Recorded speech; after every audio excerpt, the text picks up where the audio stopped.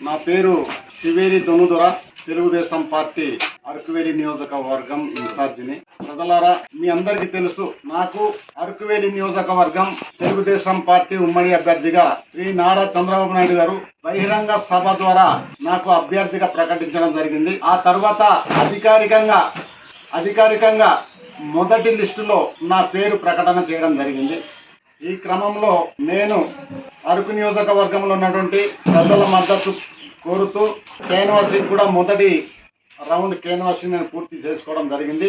ఈ క్రమంలో బీజేపీ వాళ్ళు అరకు సీటు కావాలి అని మా తెలుగుదేశం పార్టీ నాయకత్వం మీద ఒత్తిడి తెచ్చి నాకు కేటాయించినటువంటి అరకు ఎమ్మెల్యే సీట్ ని బలవంతంగా వాళ్ళు లాక్కోవడం, ఇది చాలా దుర్మార్గం, ఇది చాలా బాధాకరమైనటువంటి విషయం. ఒకసారి అనౌన్స్మెంట్ జరిగితే దాన్ని ఒక మిత్ర ధర్మంగా పాటించి అనౌన్స్మెంట్ జరిగినటువంటి సీట్ ని వాటి జోలికి వెళ్ళకూడదని ఇంగిత జ్ఞానం కూడా లేకుండా ఈ బీజేపీ నాయకులు ఒక రకంగా చెప్పాలంటే దౌర్జన్యంగా లాక్కోవడం చాలా బాధాకరమైనటువంటి విషయం.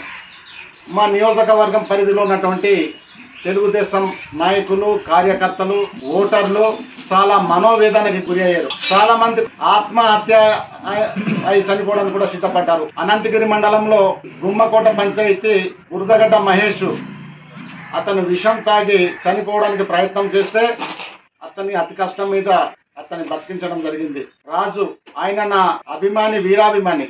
ఆయన విషం తాగి చనిపోతానని ఆయన విషం బాటిల్ పట్టుకుని తిరుగుతుంటే అతనికి చాలా అతి కష్టం మీద ఆయన ఒప్పించడం జరిగింది. అలాగే వార్డు మెంబర్ రాము, ఆయన కూడా చనిపోతానని దొన్నుదొర గారికి టికెట్ మరలా తిరిగి వస్తుంది, మీరు అధైర్యపడకండి అని భరోసా ఇచ్చి ఆయన బతికించడం జరిగింది. ఒక మాజీ వైస్ ప్రెసిడెంట్, లంగుపర్తి మాజీ వైస్ ప్రెసిడెంట్ సామమూర్తి, ఆయన సాయంత్రంలోగా నేను ఉరి వేసుకుంటానని ఆయన ఫోటోతో సహా మేటర్ రాసి కొండ మీద వెళ్ళిపోతే అతనికి ఒక 20 మంది గాలించి పట్టుకుని అతనికి భరోసా ఇచ్చి, దొరగారికి ఏం కాదు, టికెట్ మరల వస్తుందని ఆయనకి భరోసా ఇచ్చి ఆయనకి కాపాడిన పరిస్థితి.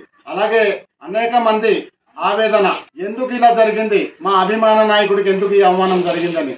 ఒక పక్క మా కుటుంబం కూడా చాలా ఆవేదన, మేము కూడా ఎందుకు ఇంత అవమానం పొంది బ్రతికి సుఖమేముంది, నియోజకవర్గం మొత్తం చెప్పుకున్నాం కాబోయే ఎమ్మెల్యే అని.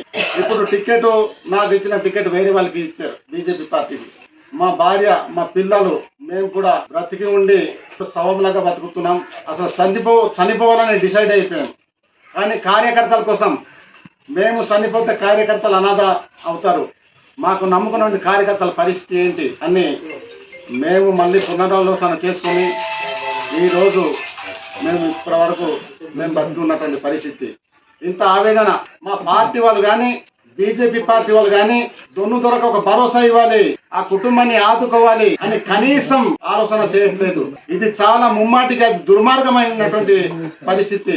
ఏ రాజకీయ పార్టీ కూడా ఇంత దారుణంగా ఆలోచన చేయరు.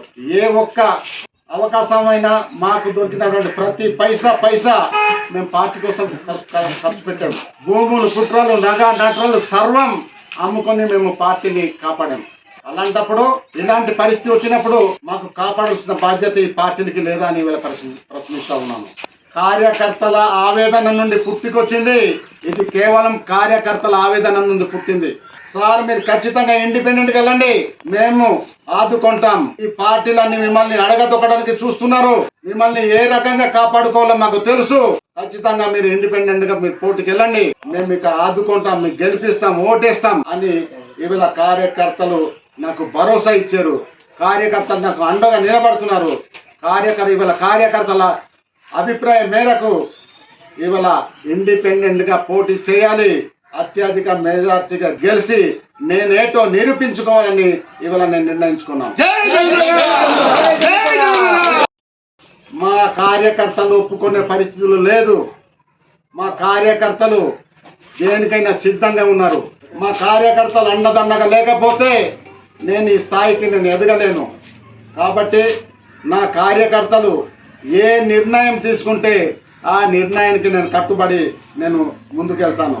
ఇప్పటి వరకు మా కార్యకర్తలు ఒకటే చెప్పారు, సార్ మీకు పార్టీలు అన్యాయం చేసి ఉండవచ్చు, నాయకులు అన్యాయం చేసి ఉండవచ్చు, మీకు మధ్యలో ఉన్నటువంటి కొంతమంది బ్రోకర్ లాంటి నాయకులు మిమ్మల్ని అణగదొక్కడానికి ప్రయత్నం చేసి ఉండవచ్చు, కానీ వాళ్ళందరికీ జరగబోయే ఎన్నికల్లో వాళ్ళందరికీ ఒకటే సమాధానం, మిమ్మల్ని గెలిపించి వాళ్ళకి చెంప పట్టు లాంటి సమాధానం మేము చెప్తామని ఇవాళ నాకు కార్యకర్తలు భరోసా ఇస్తున్నారు.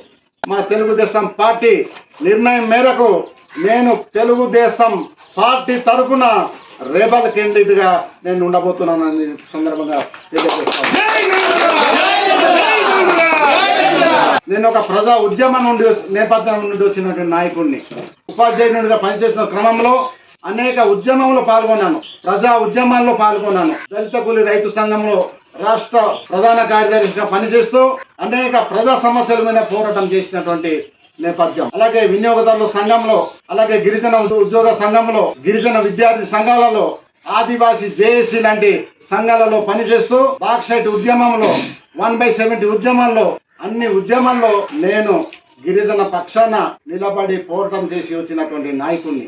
అలాంటి నాయకుడిని రాజకీయ పార్టీలు తొక్కడానికి ప్రయత్నం చేస్తే ఈ గిరిజన ప్రజానీకం చూస్తూ ఊరుకోదు, గిరిజన ప్రజలు కూడా చూస్తూ ఊరుకోరు, గిరిజన మేధావులు కానీ విద్యార్థులు కానీ చూస్తూ ఊరుకోరని ఈ సందర్భంగా ఈ పార్టీలకు హెచ్చరిస్తా ఉన్నాను. మీ అందరికీ ఒకటి విజ్ఞప్తి చేయదలుచుకున్నాను. గిరిజన మేధావులారా, ఉపాధ్యాయ ఉద్యోగ మిత్రులారా, విద్యార్థులారా, మహిళలారా, గిరిజన ప్రజలారా, ఒకటి నాలాంటి ఉద్యమకారుడిని అణగదొక్కడానికి ప్రయత్నం చేస్తే మీరందరూ ఉద్యమకారులై నన్ను కాపాడే బాధ్యత మీ అందరి మీద ఉంది. నాలాంటి ఉద్యమకారుడు మీరందరూ కోల్పోతే మన ప్రాంతాన్ని దోచుకునే నాయకులు తయారవుతారు, గిరిజన ప్రజానీకాన్ని దోచుకునే నాయకులు తయారవుతారు, మన చట్టాలను అమ్ముకునే నాయకులు తయారవుతారు. మన గిరిజన ప్రాంతాన్ని దోచుకునే నాయకులు మీకు కావాలా, లేదంటే గిరిజన ప్రజల కోసం ప్రాణం త్యాగం చేసే నాయకత్వం కావాలా? మీరందరూ తేల్చుకోవాలని ఈ సందర్భంగా మీ అందరినీ కోరుతా ఉన్నాను. గిరిజన ప్రాంతం కాపాడబడాలన్నా, గిరిజన చట్టాలు ఇవాళ హక్కులు కాపాడబడాలన్నా, గిరిజన సమస్యలు పరిష్కరించబడాలన్నా, ఆ సమస్యల మీద, చట్టాల మీద, ప్రాంతాల మీద, మన ఖనిజ సంపదల మీద, అడవి మీద, అడవి హక్కుల మీద సంపూర్ణమైనటువంటి అవగాహన కలిగినటువంటి నాయకత్వం మన గిరిజన ప్రాంతానికి అవసరం.